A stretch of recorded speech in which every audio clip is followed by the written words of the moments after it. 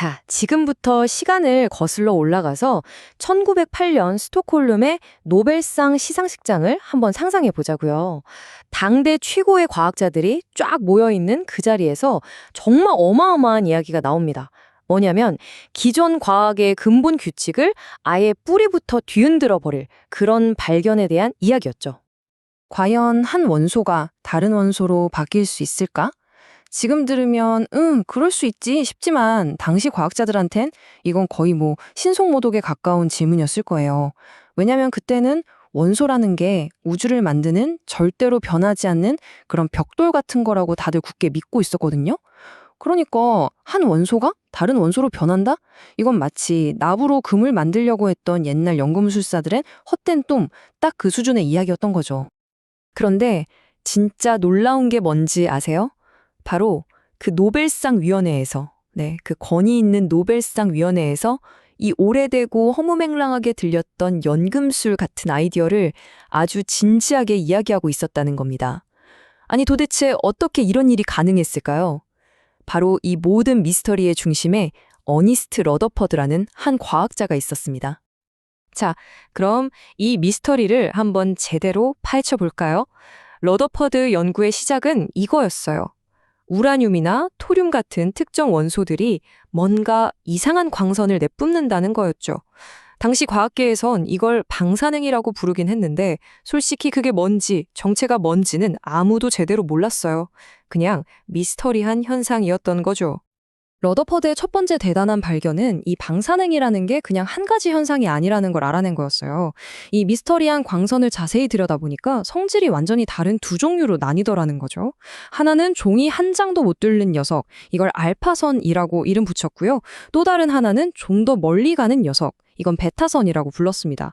근데 여기서 진짜 중요한 포인트가 뭐였냐면 특히 이 알파선이 단순한 에너지가 아니라 무게를 가진, 즉 물질이라는 걸 증명해냈다는 거예요. 이게 바로 이 거대한 미스터리를 푸는 첫 번째 아주 결정적인 열쇠가 됩니다. 근데요, 이건 정말 시작에 불과했어요. 진짜 과학계를 뒤집어 놓을 만한 놀라운 발견은 지금부터입니다. 러더퍼드가 토륨이라는 원소를 연구하고 있었는데 여기서 정말 훨씬 더 기이하고 이상한 단서를 찾아내게 돼요. 정말이지 충격적인 발견이었습니다. 절대로 변하면 안 되는 그런 존재여야 할 원소가 글쎄 스스로 완전히 새로운 물질을 만들어내고 있더라는 겁니다. 그게 바로 토륨 에머네이션이라고 불리는 기체였어요. 이건 뭐랄까 마치 원소가 살아있는 생물처럼 숨을 쉬면서 뭔가를 훅 하고 내뿜는 것 같은 그런 느낌이었죠. 상상도 못할 일이었어요. 게다가 이 과정이 그냥 단순한 화학 반응이 아니었어요. 마치 도미노가 쓰러지듯이 여러 단계를 거치는 연쇄 반응이었던 거죠. 자, 보세요. 먼저 토륨이 토륨 X라는 정체불명의 불안정한 중간 물질로 변해요. 그 다음에 이 토륨 X가 또 변하면서 아까 말한 그 기체, 토륨 에머네이션을 내뿜습니다.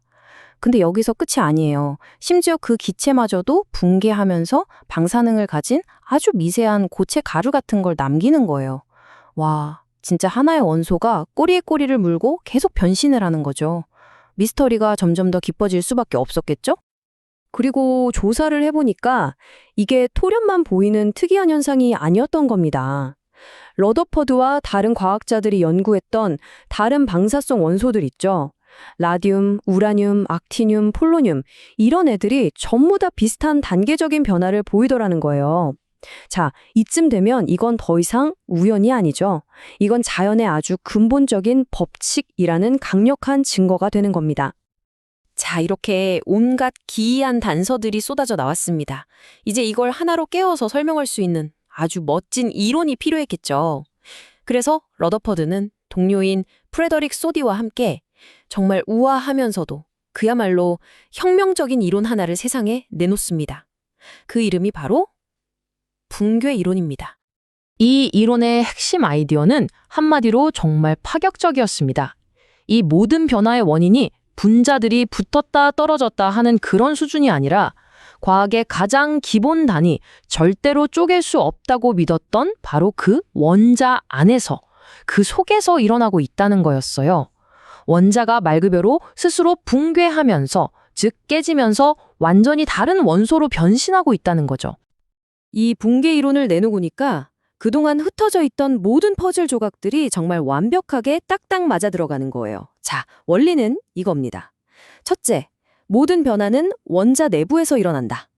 둘째, 모든 원자가 한꺼번에 변하는 게 아니라 매 순간 일정한 확률에 따라 일부 원자가 붕괴한다. 셋째, 그 결과로 완전히 새로운 원자가 태어난다.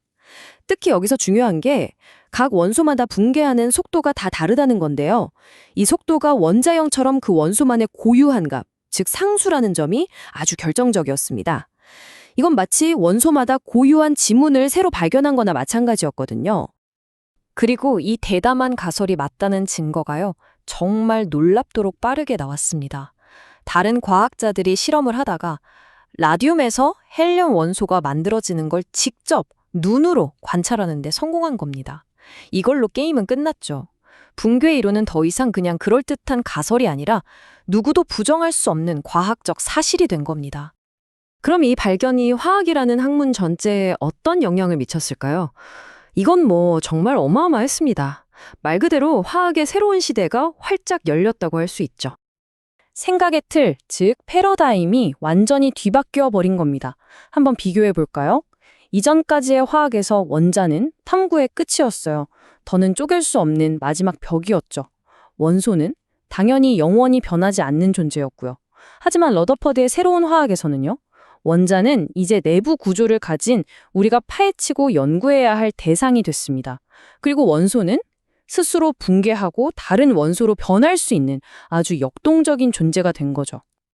그러니까 과거에는 여기가 끝이다, 절대 넘을 수 없다고 생각했던 그 경계선이 이제는 이제부터 시작이다 하는 새로운 탐험의 영역으로 바뀐 겁니다. 진짜 패러다임의 전환이라는 말이 딱 어울리는 순간이죠. 그래서 맨 처음에 이야기했던 1908년 노벨상 위원회가 이런 말을 남긴 겁니다. 붕괴 이론은 화학의 새로운 출몰점이며 화학이라는 과학의 기초에 대한 이해를 근본적으로 그리고 엄청나게 확장시켰다. 그러니까 러더퍼드의 연구는 그냥 새로운 사실 하나를 발견해서 책에 한 줄 추가한 그런 수준이 아니었던 거예요. 화학이라는 학문의 땅 자체를 재정의하고 그 지평을 저 너머 우주까지 넓혀버린 정말 위대한 업적이었던 거죠. 러더퍼드는 그 당시 모든 사람이 불가능하다고 믿었던 원자의 문을 활짝 열었습니다. 그렇다면 지금 우리가 살고 있는 이 시대는 어떨까요? 지금 우리 앞에 놓인 절대 넘을 수 없을 것 같은 과학의 한계는 과연 무엇일까요? 그리고 그 한계를 부수고 새로운 문을 열 그 열쇠는 과연 어디에 숨어 있을까요? 한 번쯤 생각해 볼 만한 질문인 것 같습니다.